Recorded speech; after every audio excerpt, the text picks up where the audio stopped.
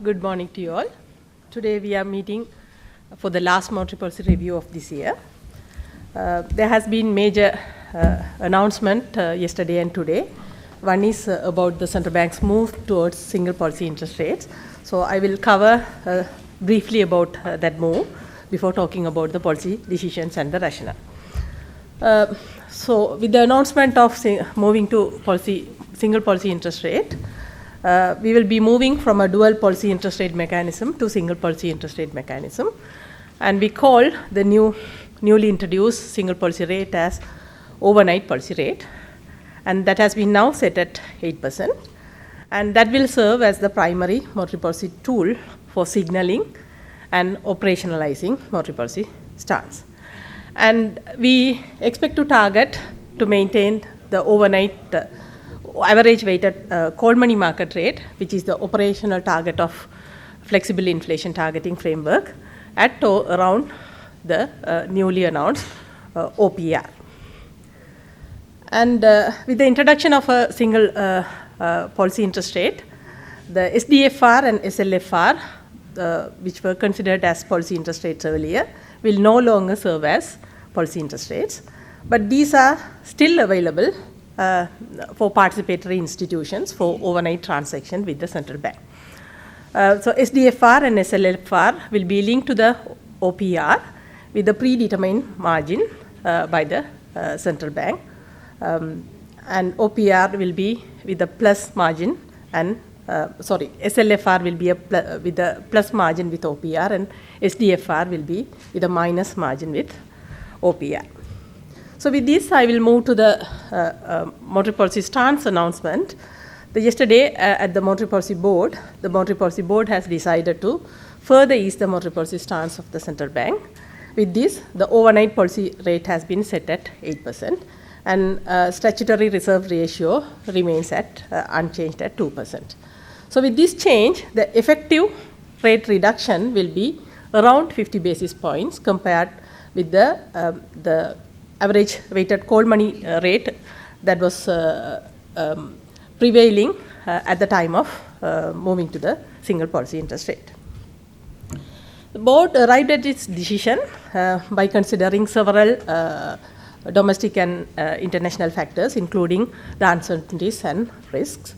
And major considerations are deeper than expected inflation in the near term, with further moderation in underlying inflation pressures and inflation expectations, and better than expected developments on the external front, and lack of further space available for reduction in market lending rates. And recently, inflation has softened significantly with the recent downward revision to energy prices, and it's currently at deflation level for 2 consecutive months. And from the composition chart, you can clearly see that it has been mainly driven by the energy and transport category of CCPI.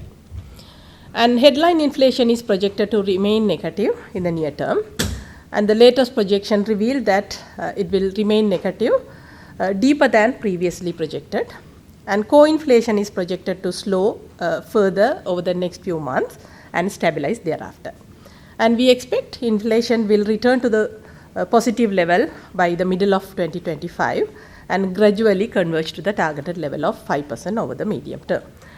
This will be effected through appropriate policy measures.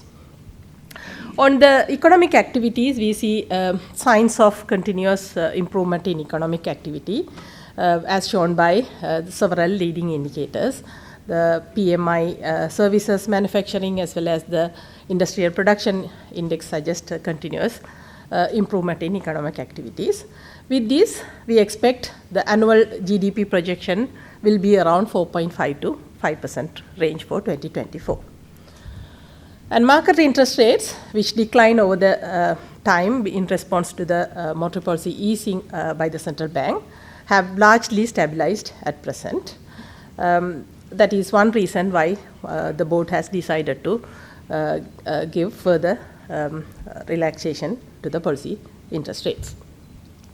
And the credit extended to the private sector by the licensed commercial banks continue to expand since May 2024. And thus far this year, during first 10 months of this year, the credit to the private sector expanded by over 500 billion rupees. And this expansionary momentum in credit to private sector is expected to continue going forward as well, underpinned by favorable market lending interest rates and anticipated expansion in domestic economic activities, and also by the improved market and investor sentiments. And we see with the quarterly credit data up to September 2024, we see that the credit has gone to economic productive sectors as well. It has been broad-based across all major economic activities. And larger than expected import expenditure relative to the exports drove merchandise trade deficit to a wider level compared to last year. But we still feel like the import expenditure are relatively lower than what was previously anticipated. And several other factors like tourism earnings and workers' remittances have contributed positively to maintain external current account at surplus level. And during this year, during January to October, we have received 5.4 billion as workers' remittances, and tourist arrivals and tourist earnings have been estimated at $2.5 billion. And gross official reserves improved with the substantial purchases of forex by the central bank from the domestic forex market, as well as with the multilateral fund inflows. And we see continuous appreciation of rupee against US dollar. Thus far, this year, the rupee has appreciated by around 11.3%. And the continuation of IMF EFF program and expected finalization of the debt restructuring process and continued financial support from the bilaterals and multilateral and bilateral development partners will further enhance external sector resilience and investor confidence. So with this, board is satisfied with the outcomes of accommodative monetary policy measures adopted thus far. And board also noted that the stabilization of market lending interest rates at current level amidst deflationary environment presents central bank with the opportunity to carefully effect a further policy easing.